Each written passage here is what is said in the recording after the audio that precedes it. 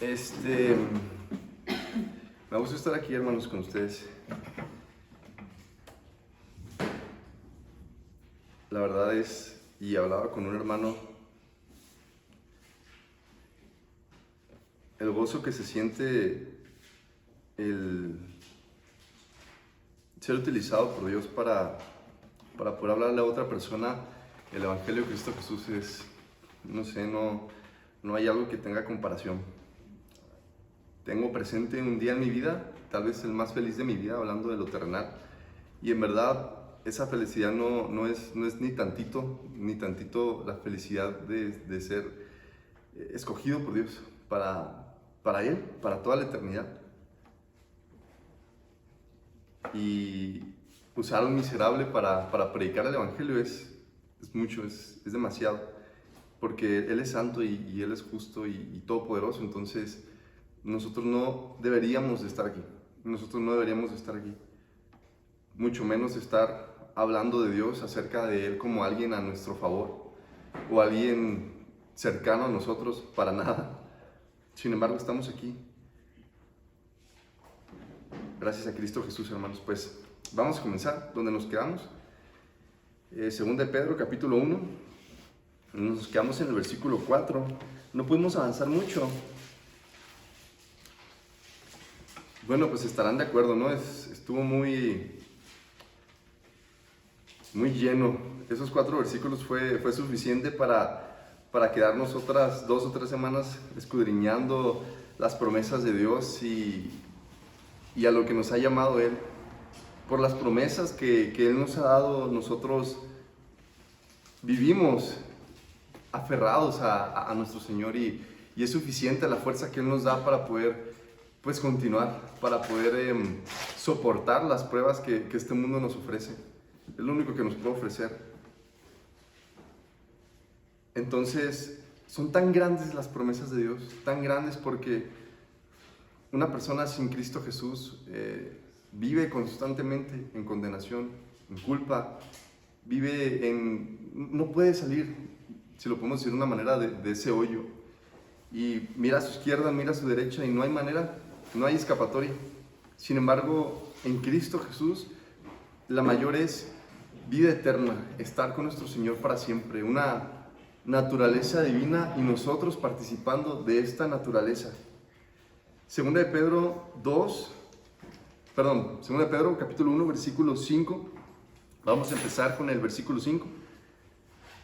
Dice: vosotros también, poniendo toda diligencia, por esto mismo, añadid a vuestra fe virtud, a la virtud conocimiento. Ahorita vamos a ver todas esas añadiduras que tenemos que hacer. Nos vamos a quedar tantito en la mitad del versículo 5. ¿Qué es lo que dice? Poner toda diligencia. Significa que por la esperanza de ver las promesas de Dios cumplidas en nuestras vidas, vamos a poner toda diligencia para participar de esa naturaleza divina. ¿Qué es diligencia? ¿Qué es hacer algo con diligencia? Es hacer algo con un sentido de urgencia. Si se te quedaron los frijoles prendidos, pues diligentemente vas a ir a tu casa a apagar los frijoles. ¿Por qué? Porque hay una urgencia y necesitas ir a apagarlos. O ponle el nombre que tú quieras a una urgencia a la que tú necesitas acudir de manera rápida. Es la manera en la que nosotros vamos a conducirnos en el camino del Señor, diligentemente. ¿Por qué? Porque sí hay una urgencia. Primero, de parte de nosotros, para salvación, y después para las demás personas. Ya lo habíamos hablado, si tú no le predicas a Cristo Jesús a las demás personas, ¿quién lo va a hacer? Si tú, que te llamas cristiano, cristiana, no predicas a Cristo Jesús a las demás personas, ¿quién lo va a hacer? Si tú no le predicas a tu hijo el Evangelio, nadie lo va a hacer. Si tú no le predicas a tus hermanos, a tus papás, si tus papás no son cristianos, a cualquier persona el Evangelio, no va a pasar. No esperes milagros que pasen en la vida de las personas si primero no ha pasado ese milagro en tu vida para predicar el Evangelio a otro. Nosotros no estamos a la espera de que las cosas sucedan mágicamente. ¿Se acuerdan? Lo hablábamos la semana pasada. Dios pone su parte, Él nos da vida, El Espíritu Santo viene a morar dentro de nosotros y el Espíritu Santo comienza a transformarnos a nosotros y nos da las herramientas a través de las Escrituras para comportarnos como hijos de Dios. Sin embargo, un hijo de Dios no va a manifestar que es un hijo de Dios y que se comporta como un hijo de Dios si está todo el día tirado en el sofá. Si dice, ya me convertí, pero yo me quiero mudar a una cueva para no tener problemas con nadie, no va a manifestar ese carácter transformado en esta nueva persona. Sino que Dios mismo ha puesto un corazón nuevo dentro de nosotros para anhelar ver con nuestros propios ojos la gloria de Dios y su voluntad cumplida en la tierra. Entonces nosotros no estamos a la espera de que cosas mágicas sucedan, así nada más sin que nosotros no movamos un dedo. Y no me refiero a que nosotros tenemos que transformar nuestras propias vidas. Me refiero a que el Espíritu Santo, si eres un hijo, una hija de Dios, has creído y te has arrepentido, ha venido a morar dentro de ti. Y entonces ha empezado a transformar tu vida, tu pensamiento, tu manera de tomar decisiones, tu manera de ver las cosas. Pero nadie puede decir, yo soy cristiano y el Señor ha comenzado a transformarme. Pero no lo hace evidente a la hora de, no sé, una discusión con la pareja, con los hermanos, con los hijos, con los papás. Por las promesas de Dios que hemos creído fervientemente, las cuales se nos han dado por el sacrificio de nuestro Señor Jesucristo, nosotros ponemos toda diligencia. Nosotros de manera consciente y en plena capacidad de tomar decisiones, vamos a poner diligencia, toda diligencia, por las promesas que el Señor nos ha dado a nosotros, como hijos suyos. Como cristiano, como cristiana, no se vale es que yo soy así, ya no voy a cambiar, o ya no puedo cambiar, o yo soy así y así seguiré. No, ¿por qué? Porque entonces el Espíritu, si es verdad, ha morado dentro de ti y te va a ir transformando. Ya no te puedes quedar como estabas antes de Cristo Jesús. El Espíritu Santo dentro de ti te tiene que ir llevando poco a poco a transformar tu manera de pensar, tu carácter, tu manera de reaccionar ante tus semejantes. No puede ser ya más es que ya no voy a cambiar, yo no puedo cambiar. Versículo 5 al 7, desde la mitad del 5. Añadid a vuestra fe virtud, a la virtud conocimiento, al conocimiento dominio propio, al dominio propio paciencia, a la paciencia piedad, a la piedad afecto fraternal y al afecto fraternal amor. ¿Por qué van a hacer todas estas cosas? Poniendo toda diligencia por esto mismo. ¿Y qué es esto mismo? Lo veíamos en los primeros 4 versículos. Las promesas que Dios nos ha dado. Todo lo que pertenece a la vida, todo lo que pertenece a la piedad, nos ha sido dado en Cristo Jesús. Y por eso vamos a hacer esas cosas. Y esto es lo que debemos hacer en un sentido de urgencia en nuestro carácter. Número 1, añadir a nuestra fe virtud. Ok, tenemos virtud. Vamos a empezar de la fe. ¿Por qué? Porque sin fe no puede llamarse alguien hijo de Dios, hija de Dios, cristiano, porque pues, ¿cómo puede llamarse alguien creyente si no cree? Añadid a vuestra fe virtud. Si nuestra fe carece de acciones moralmente buenas, que eso es la virtud, es una fe muerta. ¿Recuerdan Santiago 2:14 al 26? Nosotros somos salvos por la fe, somos salvos por gracia, no por obras. Sin embargo, la fe lleva consigo misma y al mismo tiempo obras. Esas obras son las que fueran preparadas de antemano para que nosotros anduviéramos en ellas. Entonces, alguien que ha creído, que se ha arrepentido, camina en esas obras que el Señor ha preparado para esa persona de antemano. Comienza a caminar como un verdadero hijo de Dios. Pero si nuestra fe carece de esas acciones moralmente buenas, entonces pues viene a ser nada más que una fe muerta. No puedo como cristiano presumir de una fe muerta, solamente hará que el nombre de Jesús sea avergonzado frente a las demás personas. Entonces, añadid a vuestra fe virtud. Si tú dices, creo mucho, pero no hay virtud en tu fe, entonces viene a ser nada más que eso, una fe muerta. Añadir a la virtud conocimiento. Tengo fe y tengo las obras que reflejan esa fe en mi corazón. Tengo fe, yo creo.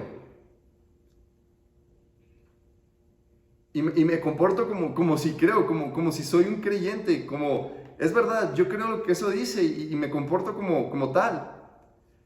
Pero no tengo el conocimiento.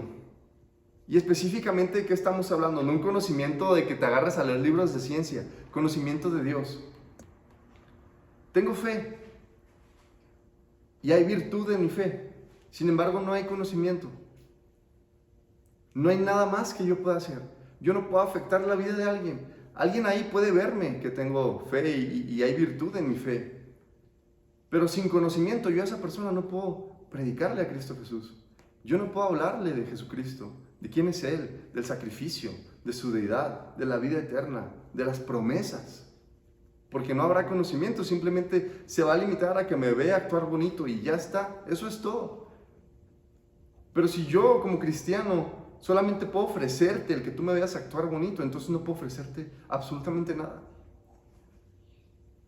Si digamos, en tu vida yo fui la única persona que podía predicarte el evangelio por estar cerca de esto, de este libro, y lo único que te ofrecí fue un comportamiento bonito, en realidad no te di nada.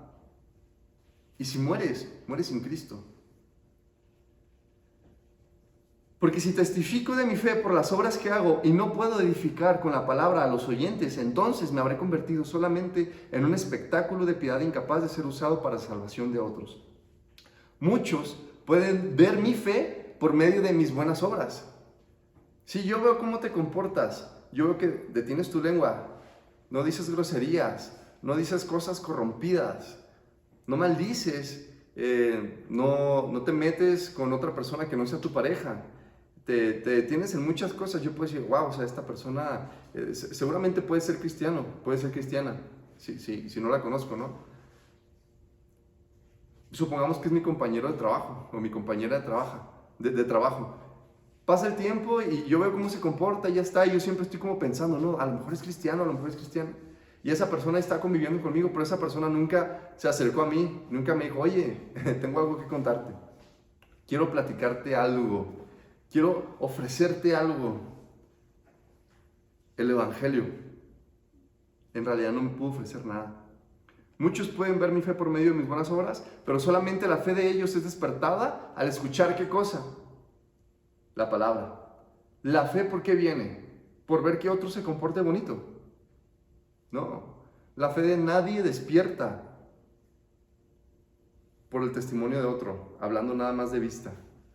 Si yo veo que alguien se comporta bonito, mi fe no se despierta hasta que escucho la palabra, hasta que escucho acerca de Cristo Jesús, el evangelio. Entonces el Espíritu Santo me da fe, la despierta, creo, me aferro a que Cristo Jesús es mi salvación. Añadir al conocimiento dominio propio. ¿Ok? Vamos a ir construyendo el actuar de un cristiano. Añadir al conocimiento dominio propio. El dominio propio, que es lo mismo que la templanza, doblega mi carne para no hacer lo que se le antoje, lo que se le venga en gana, para testimonio de Dios en las demás personas. Ok, entonces tengo fe, hay virtud, hay conocimiento, pero no hay dominio propio. No me detengo en arranques emocionales. Si soy impulsivo, no me detengo. Ofendo a las personas por no saber callarme, por no saber controlarme. Entonces yo creo en Cristo Jesús. Hay virtud en mi creencia y pueden verlo ustedes. Hay conocimiento, conozco la palabra, pero no hay dominio propio. No puedo detenerme cuando debo detenerme. Entonces, todo lo que se está construyendo se derriba. Si yo puedo entonces soportar mis emociones 5 minutos, al sexto minuto, lo que se construyó en 5 se destruye. Si ustedes tienen tiempo viniendo aquí a escuchar el evangelio y de repente, no sé, algo pasa, cualquier cosa, y yo me enojo mucho Y me enojo mucho de manera que, supongamos que entra una persona y me dice algo ofensivo y yo me levanto de esta silla y voy con esa persona y la golpeo. ¿Qué van a pensar ustedes? Ah, caray, pues ¿qué está pasando, no? Que no se supone que es cristiano y primero está esa persona y la paciencia, etcétera, etcétera. Entonces, ¿qué? Estoy afectando ya el testimonio. Al dominio propio, paciencia. ¿Por qué? Puedo tener dominio propio, les decía, a lo mejor 5 minutos, ¿no? Un día, una semana. Pero luego empiezo a desesperarme. Vemos que estaba pasando con los cristianos. Después de que Jesús se fue, la iglesia nació, empezó a crecer, empezó a dispersarse por el mundo. Empezó a haber persecución, problemas, conflictos. ¿Y qué le pasó a los cristianos de aquel momento? Oye, ¿cuándo va a regresar Jesús? Porque ni ellos, ni nosotros sabemos cuándo va a regresar. Entonces, ellos no tenían ni idea de que todavía 2000 años después Jesús no habría regresado por su iglesia. Pero ellos suponían, ¿no? Ya mero vuelve. Y ellos empezaban a sufrir todo esto y ¿cuándo va a regresar Jesús? Híjole, vemos lejos que Él vaya a volver. ¿Será? ¿Será que va a regresar? La neta se nos está poniendo bien difícil. Y unos empezaban a dudar. Y empezaba a haber división, empezaba a haber mucho conflicto. ¿Por qué? Porque no era color todo de rosas y decían, se está tardando ya Jesús. Paciencia. De nada nos sirve dominio propio un día, o una semana, un mes, o un año, no nos sirve. ¿Hasta cuándo tienes que tener dominio propio? Hasta que Cristo vuelva.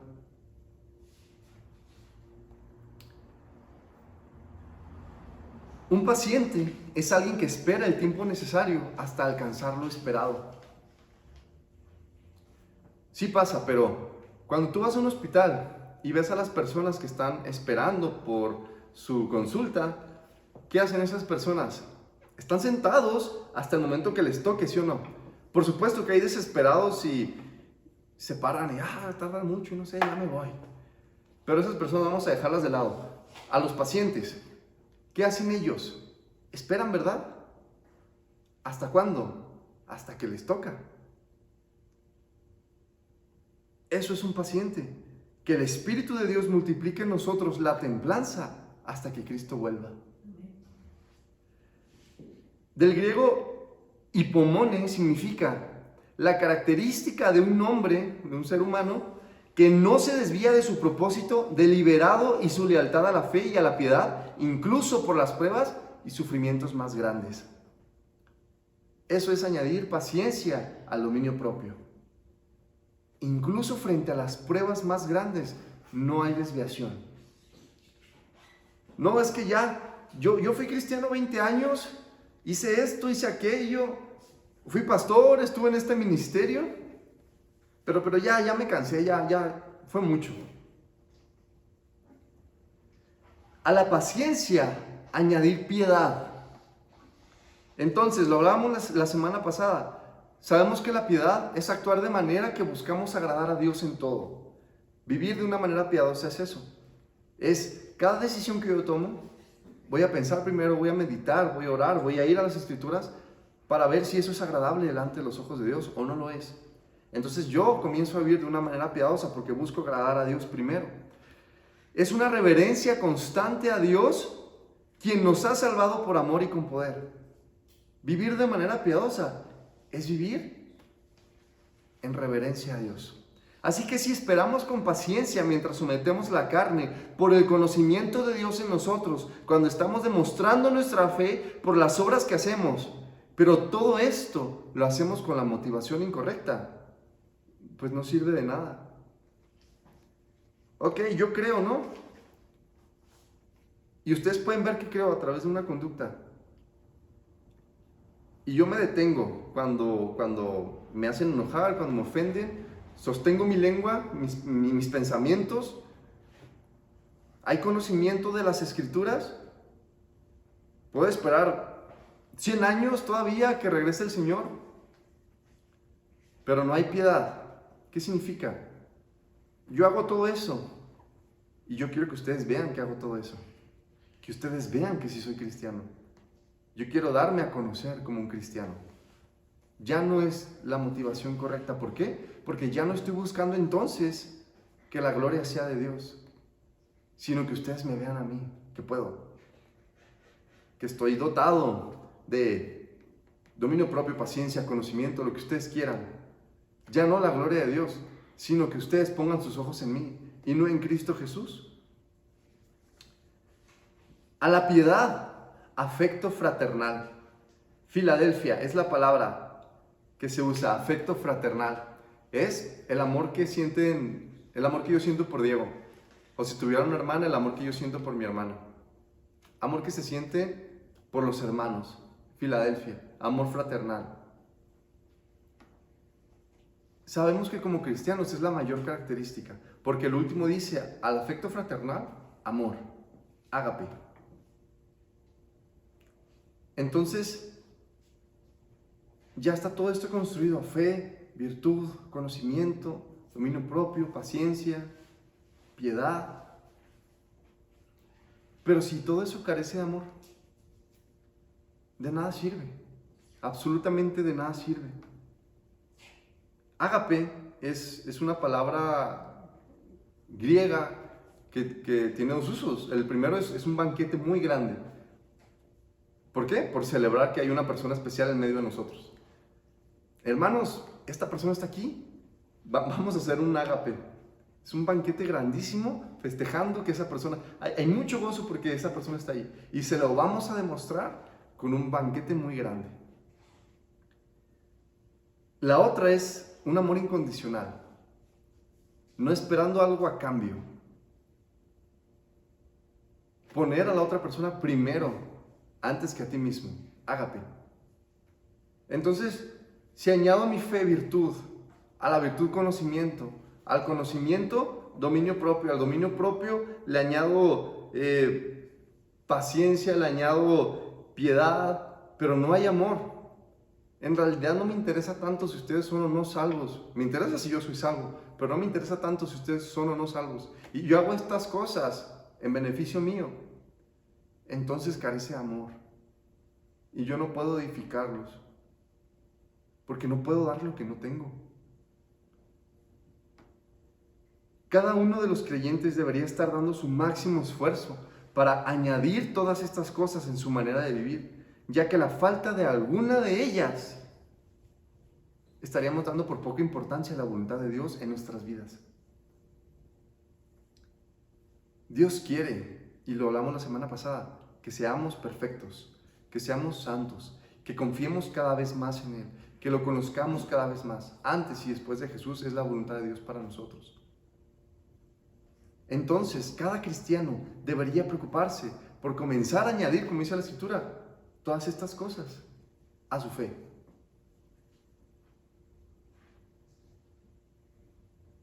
Pero yo soy una persona que batalla mucho con, no sé, el dominio propio. Yo soy explosivo. A mí si me hacen enojar, soy de mecha corta y no los aguanto. Yo rápido los pongo en su lugar. Pero con los demás no hay problema, con los demás sí puedo trabajar. No, tiene que ser todo parejo.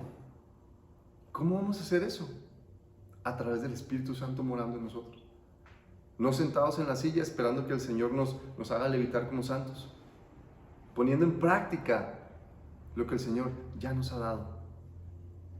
Entonces, ¿cómo voy a poner en práctica ese dominio propio? Cuando tú vienes y me ofendes.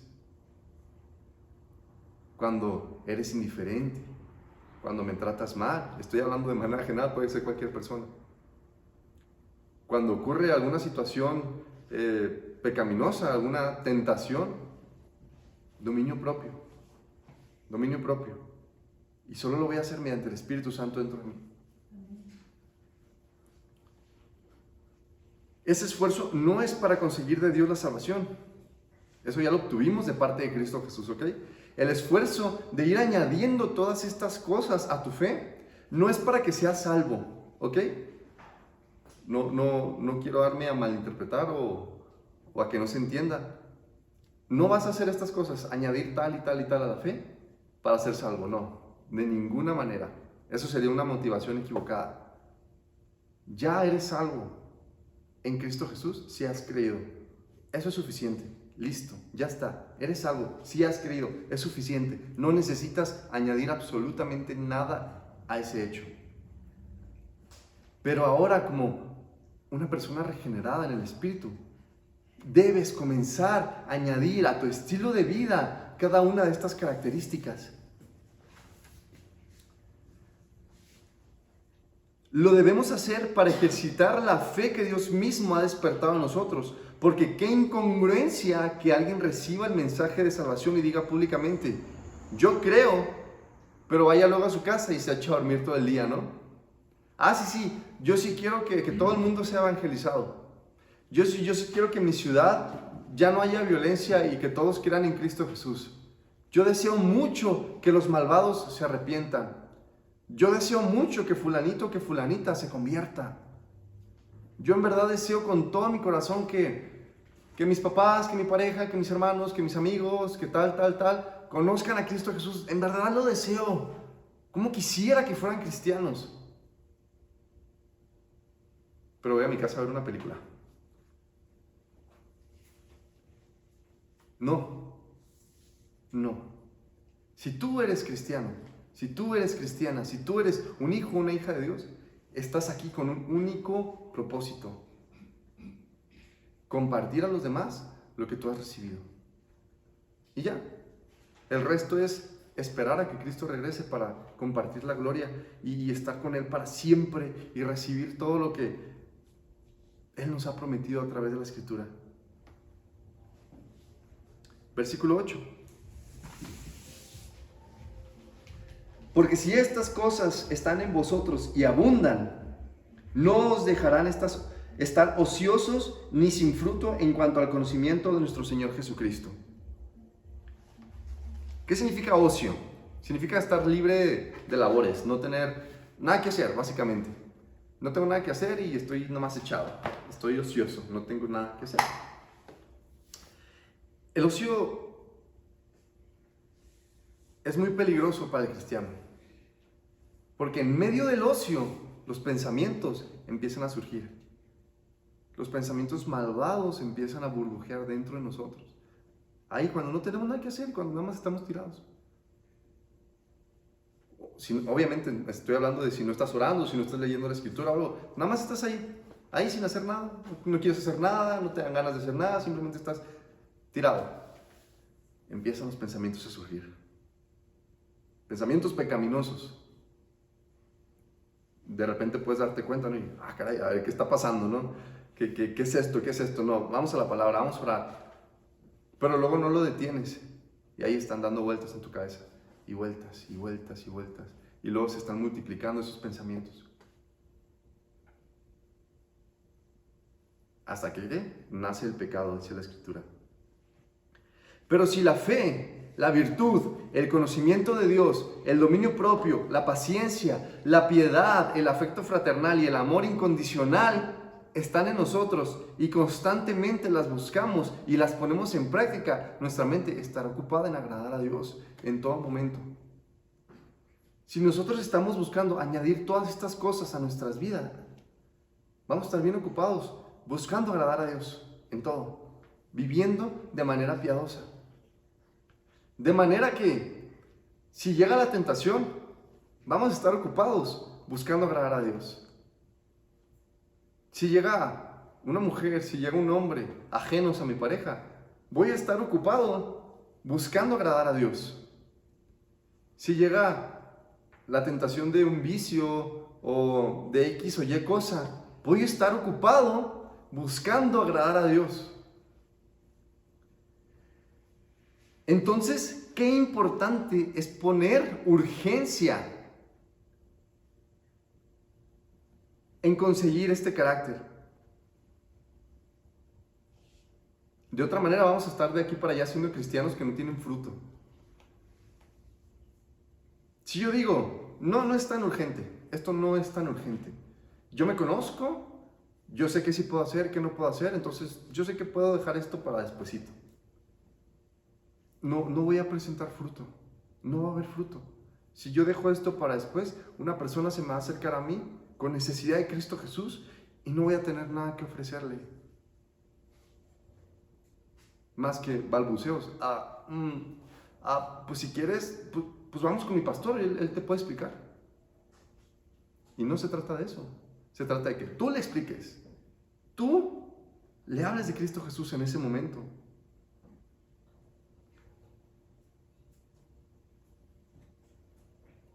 Cuando un cristiano no pone en práctica las herramientas que el Espíritu Santo da para ejercitar la salvación, ¿qué pasa con esa persona? Se vuelve débil. Se vuelve espiritualmente enfermo. Si yo no estudio mis escrituras, si yo no leo la Biblia, si yo no oro, cuando una persona con necesidad venga a mí, no voy a poder ofrecerle nada. Voy a ser espiritualmente desnutrido. ¿Qué pasa cuando tú necesitas sangre y hay una persona que supongamos que es el mismo tipo de sangre tuyo, ¿no? Y le dices, oye, acompáñame al hospital, necesito que dones sangre porque me van a intervenir, ¿no? Me van a operar. Y luego la persona está bien flaquita, ¿no? Acá, y luego está enferma y perdió un brazo ayer, antier se cayó de un segundo piso, tiene moretones en todo el cuerpo y está así, oye, pues dóname sangre, ¿no? No te va a poder dar nada. Exactamente pasa eso con un cristiano que no trabaja en el carácter. Lo mismo, no puedo ofrecerle nada a otra persona. Si mi carácter no está trabajado en el Espíritu, no voy a poder ofrecerle nada a nadie. Pero el cristiano que diligentemente practica y añade todas estas características a su persona y manera de vivir, ha de presentar abundante fruto al Señor, agradable y delicioso, que podrá bendecir también a otros. Entonces, ¿qué pasa cuando tú sí pones diligencia en esto que el Señor pide de tu vida? Cuando dices, ok, esto es urgente. Dios está pidiendo que trabaje en mi carácter. Dios está pidiendo que trabaje en la fe que Él me ha dado en Cristo Jesús. Vamos a hacerlo. Señor, ayúdame, guíame. Y comienzas a depender más de las Escrituras. ¿Qué pasa cuando te encuentras a una persona con necesidad? Ahí está el Evangelio para esa persona. Ya si esa persona quiere o no, ese es otro asunto, ¿verdad? Pero ahí está disponible dentro de ti porque has ejercitado cada una de esas características. Versículo 9. Pero el que no tiene estas cosas tiene la vista muy corta, es ciego, habiendo olvidado la purificación de sus antiguos pecados. Entonces, ¿qué con aquel o aquella que no pone en práctica el vivir como un verdadero hijo de Dios? Dice la Escritura, es ciego, no puede. Es como una persona, sin ofender a nadie, es como una persona que no tiene brazos, que no tiene piernas. No le puedes decir, oye, ve y corre ese maratón. Ve y salta. No, ¿verdad? No puede. Es lo mismo. Así se encuentra el cristiano que no añade a su fe virtud, a la virtud conocimiento. Es un cristiano sin piernas, es un cristiano sin brazos, ahí está nada más, sin poder ofrecer nada a nadie, sin poder edificar a la iglesia. Dios mismo ya ha limpiado a todo aquel que ha creído en Él. Ha hecho su suciedad y mancha en blancura como la nieve y como la blanca lana, Isaías 1:18. Porque es Dios quien lo hace en los corazones de malvados que se arrepienten. Hay que entender que Dios ya lo hace. Y repito, estas cosas no son para alcanzar la salvación. La salvación no se alcanza mediante el esfuerzo humano. Entonces estas cosas no son para alcanzar la salvación. Dios ya limpió tus pecados en el momento en el que tú creíste, en el momento en el que tú, al creer, te arrepentiste. Él ha limpiado tus pecados. Ciertamente Dios nos ha purificado de nuestros antiguos pecados, con los cuales nos declarábamos enemigos de Dios. En nuestros antiguos pecados nosotros éramos enemigos de Dios.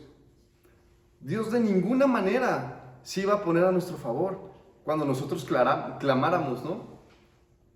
Yo viviendo pecaminosamente, conscientemente, Señor, te necesito. El Señor no escucha esas oraciones. De ninguna manera. No hay ningún versículo que diga que el Señor escucha las oraciones de los injustos. Al contrario, dice que Él escucha las oraciones de los justos.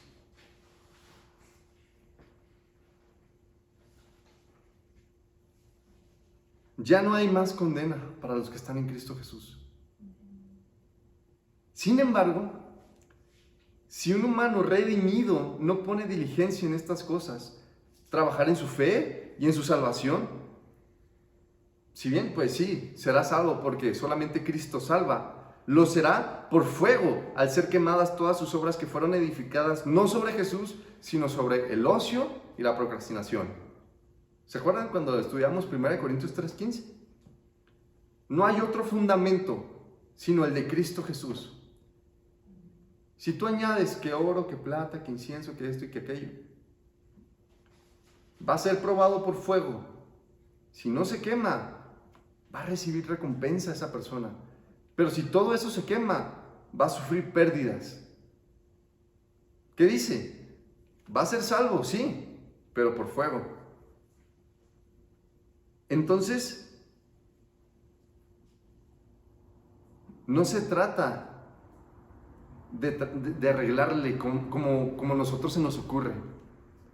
No se trata de crecer en la medida en que nuestro razonamiento nos da para crecer, de sacar la vida adelante como nosotros creemos, sino de vivir confiando en Cristo Jesús. Tampoco se trata de que los que predican un fundamento aparte de Cristo Jesús van a ser salvos, o como por fuego. No, el Señor va a destruir a esas personas. ¿Por qué? Porque son apóstatas. Estoy hablando de los cristianos. Si yo como cristiano, aquí está la Escritura y aquí dice el Señor cómo debo dirigir mi vida, no lo hago y comienzo a hacer una que otra cosa como yo creo que tengo que hacerla, a lo mejor pienso, soy muy inteligente, ¿no? Y mejor voy a hacer esto de esta manera, o voy a sacarme adelante de esta otra manera.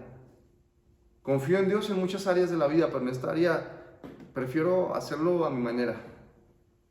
Cuidado, porque solamente hay un fundamento en Cristo Jesús. El resto es quemado. No construyas tu cristianismo entre excusas o entre pensamientos que no corresponden a lo que Dios desea en sus hijos. La palabra dice que cualquiera que quebrante uno de estos mandamientos muy pequeños y así enseña a los hombres, muy pequeño será llamado en el reino de los cielos. Mas cualquiera que los haga y los enseñe, este será llamado grande en el reino de los cielos. Mateo 5:19. Refiriéndose obviamente no a la salvación, ¿verdad?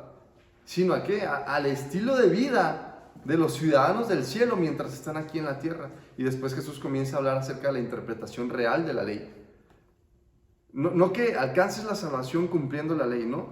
Sino de tu comportamiento como hijo de Dios mientras estás aquí en la tierra. Jesús es el cumplimiento de la ley. En Él descansa todo el esfuerzo que pueda hacer un ser humano para tratar de cumplir esa ley. En Cristo Jesús, echa sobre Él todas tus cargas. Pero un cristiano no puede enseñar a ir en contra de lo que Jesús vino a revelar. Un cristiano no puede decir, la ley no sirve. Deséchala ya, ni siquiera la leas, ni siquiera leas tu Antiguo Testamento. Ya no sirve para nada, estamos en la gracia. Disfrútalo en Cristo Jesús y vive tu vida agradecido. Un cristiano no puede actuar de esa manera.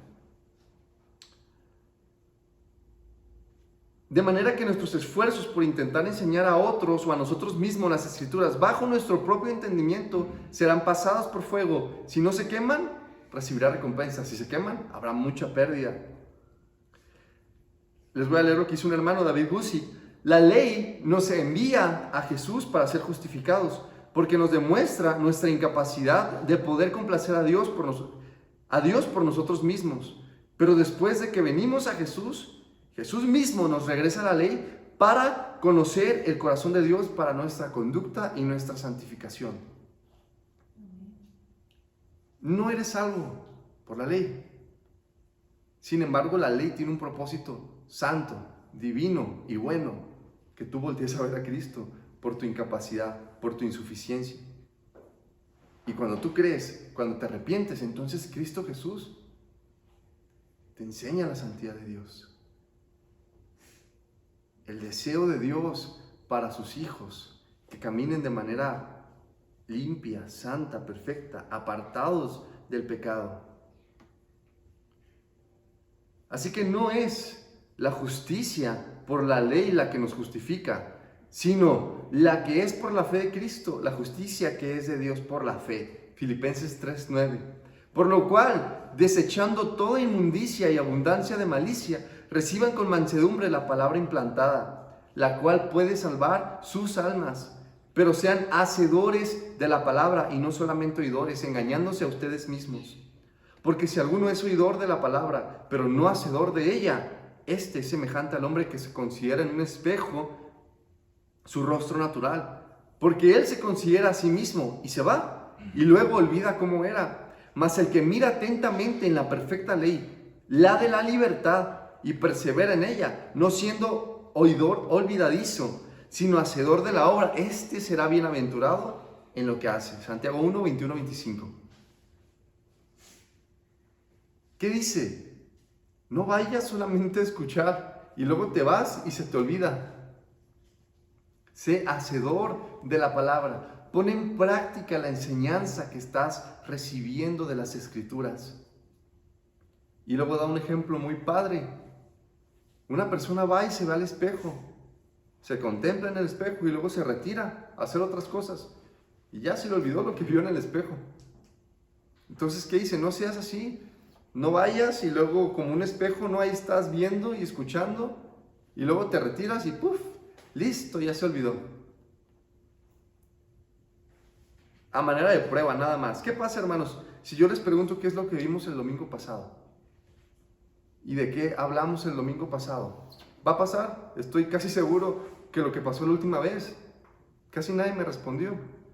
¿Por qué? Porque estamos acostumbrados a ver el espejo y luego a retirarnos del espejo y olvidamos. Y no ponemos en práctica la enseñanza que recibimos de parte de Dios. Versículos 10 al 11. Por lo cual, hermanos, tanto más procurad hacer firme vuestra vocación y elección, porque haciendo estas cosas no caeréis jamás. Porque de esta manera os será otorgada amplia y generosa entrada en el reino eterno de nuestro Señor y Salvador Jesucristo. Así que si tú sabes que puedes pecar, si tú sabes que puedes fallarle a Dios, si tú sabes qué tan perverso eres y que eres potencialmente la peor persona del mundo,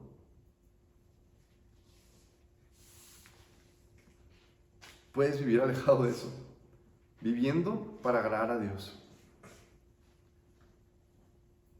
Así que así es, la salvación no se pierde, no hay por qué temer en ese sentido.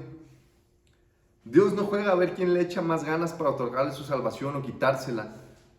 Pero en el ejercicio de nuestra vocación debemos poner todas las energías para que nos presentemos delante de nuestro Señor como obreros que no tienen de qué avergonzarse, que usan bien la palabra de verdad. 2 Timoteo 2:15.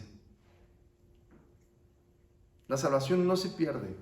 No es, hermanos, si ustedes no hacen lo que dice esta lista, ustedes van a perder su salvación, ¿eh? Si ustedes ya han creído y no hacen lo que dice aquí, se van a ir al infierno. Eso no es bíblico.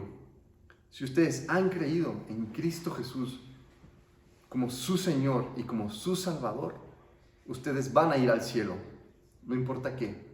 Ustedes van a ir al cielo si han creído, porque su sangre es suficientemente poderosa para salvar al más perverso. Entonces, ¿qué con esto? Agradar a Dios, nada más que eso. Es un acto de obediencia. Es un acto, es igual que el bautismo. Si te bautizas, pero no tienes fe, no crees en Jesús, no hay arrepentimiento, no vas a ir al cielo, no te espera nada bueno. Pero si tú crees en Cristo Jesús y lo conoces a través de las Escrituras. Suponiendo, ¿no?, que te conviertes un día y en una semana falleces por cualquier motivo. Tú vas a la eternidad, aunque no te hayas bautizado. Tú vas a la eternidad, porque alguien no va al cielo si se bautiza o no se bautiza. Solamente por Cristo Jesús. Es exactamente lo mismo en lo demás.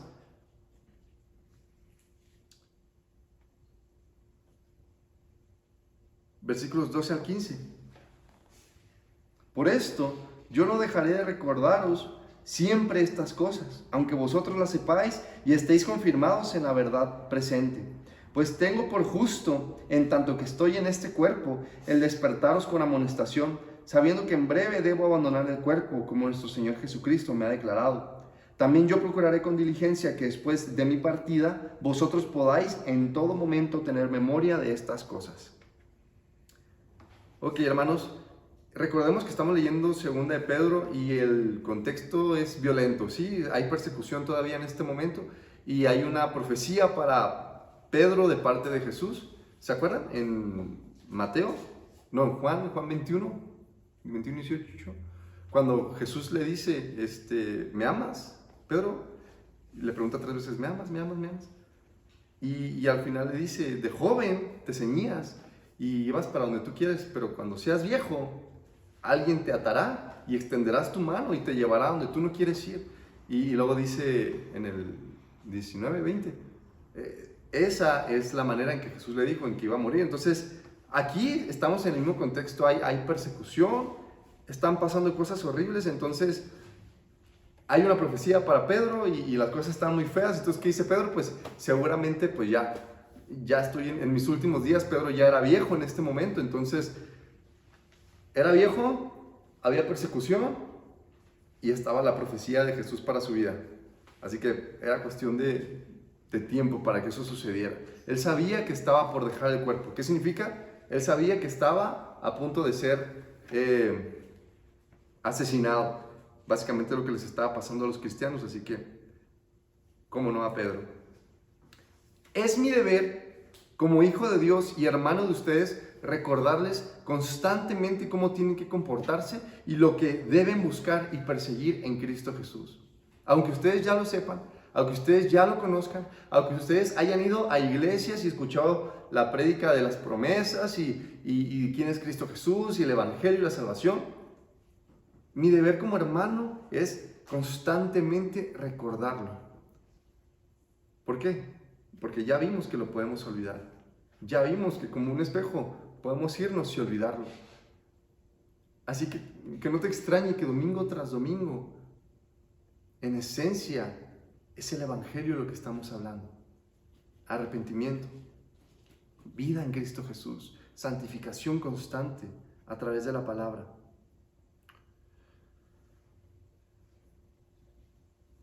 Pedro sabía que pronto moriría y todo apuntaba a que sería cumplida próximamente la palabra profética que le dio Jesús en Juan, donde moriría atado en una cruz con los brazos extendidos, que aunque Pedro no lo deseaba, Dios sería glorificado en esto. Vemos que la preocupación de Pedro aquí no es, me van a matar, tengo miedo porque probablemente me vaya a pasar algo. No, ¿cuál es la preocupación de Pedro en estos versículos? Dejar a los hermanos todo listo para que ellos continúen recibiendo. La preocupación de Pedro no es, me van a hacer cosas, me van a hacer sufrir, me va a pasar esto, me va a pasar aquello. No, es la preocupación de Pedro es que no les falte a ustedes el Evangelio. Que no les falte a ustedes la manera de seguir recibiendo, de seguir consolándose unos a otros, de seguir creciendo en Cristo Jesús. Antes de que yo me muera les voy a dejar preparado eso. No importa si muero de la peor manera posible, les voy a dejar preparado eso. Entonces la preocupación de Pedro no era estar a punto de morir, ¿no?, sino dejar preparado el camino a sus hermanos. Eso es lo que hace un líder, un cristiano que liderea a sus hermanos. Deja preparado a otros para que puedan seguir compartiendo el Evangelio de Cristo Jesús. ¿A qué les suena eso? A discipulado. A discipulado y nada más que discipulado. Entonces, por eso es mi trabajo, discipularte. Por eso es tu trabajo, ser discipulado y discipular a otros.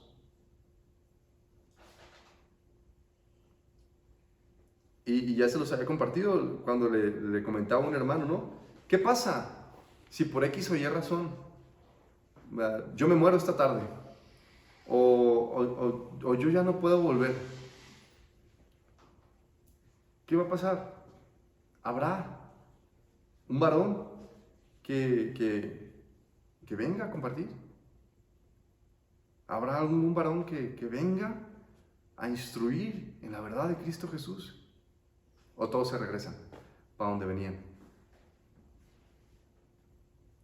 He aquí la importancia de crecer como hijos de Dios, añadir a nuestra fe, trabajar en el carácter, presentarnos como obreros que no tienen de qué avergonzarse.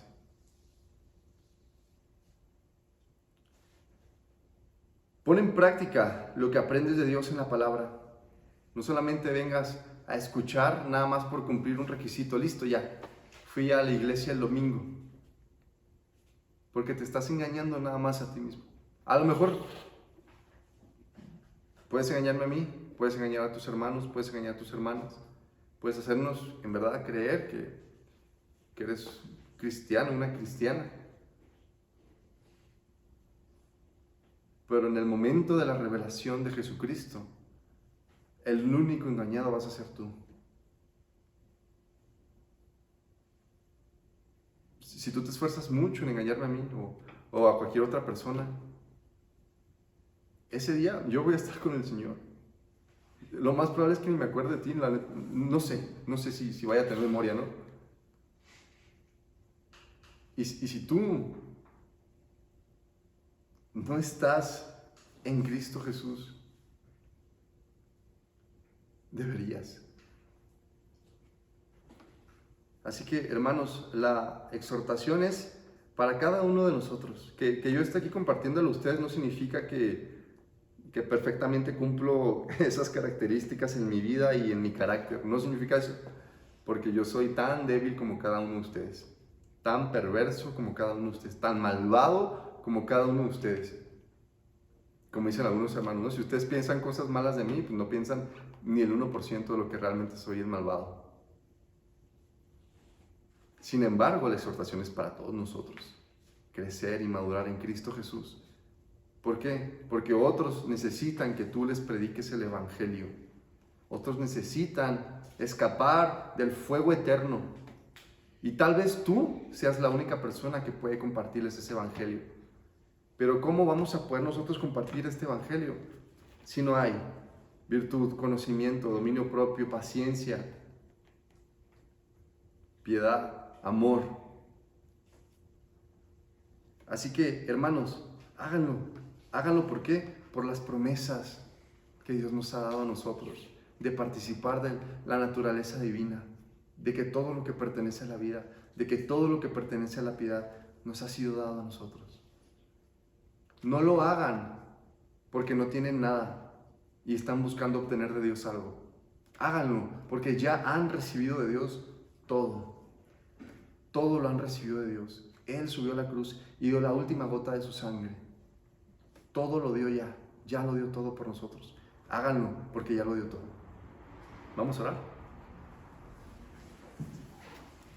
Señor, te damos gracias por tu palabra y te damos gracias por tu misericordia, Dios, porque eres un Dios justo, eres un Dios implacable con el pecado, Señor, y eso de una manera, Señor, o de muchas me pone a temblar y al mismo tiempo produce tanto gozo en mi vida porque sé que Cristo Jesús ha sido juzgado por mi pecado en esa cruz.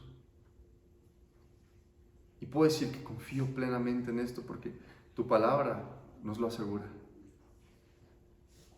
Así que, Señor, te rogamos, te imploramos que tu Espíritu Santo en nuestra vida nos lleve a comportarnos como verdaderos hijos de Dios, con dominio propio, con carácter de Cristo Jesús, a donde quiera que vayamos.